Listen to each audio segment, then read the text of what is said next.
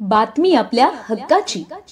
ठाणे जिल्ह्यातील व आपल्या परिसरातील सर्व ताज्या घडामोडी पाहण्यासाठी शहापूर नववाहिनी न्यूज चॅनेलला सबस्क्राइब करा, लाईक करा आणि शेअर करा। मुख्य संपादक निलेश विशे। सरपंच नरेंद्र येले यांच्या पाठपुराव्याला आले यश।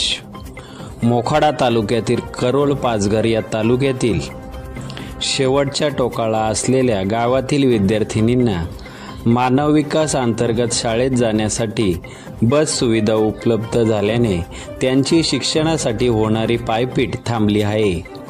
3 वर्ष सातत्याने केलेल्या पाठपुराव्यानंतर आदिवासी विद्यार्थ्यांचा प्रवास सुकर होणार आहे। शासनाकडून महामंडळाच्या मानव विकास अंतर्गत विविध योजना अंमलात आणून मुलींच्या शिक्षणाला चालना दिली जात आहे। यंदाच्या शैक्षणिक वर्षापासून विद्यार्थिनींना शाळेतच बस पासची व्यवस्था महामंडळाच्या मानव विकास योजनेअंतर्गत करण्यात आली आहे।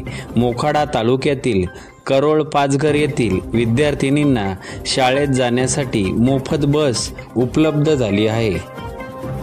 अनेक वर्षापासून करोळ पाचघर गावातील मुलींची शिक्षणासाठी फरफट सुरू होती। करोळ पाचघर येथील 40 विद्यार्थिनींना शिक्षणासाठी कारेगाव, वाकडपाडा, खोडाला येथे यावे लागते। दरम्यान करोळ पाचघर ते शिक्षण घेत असलेल्या शाळेपर्यंत बस प्रवासाची सोय नसताना येथील विद्यार्थिनींना शिक्षण शालेय विद्यार्थिनींना मोफत बस सेवा उपलब्ध झाली। त्यावेळी बस चालक व वाहन चालक यांचा शाल श्रीफल आणि पुष्पगुच्छ देऊन स्वागत करण्यात आले।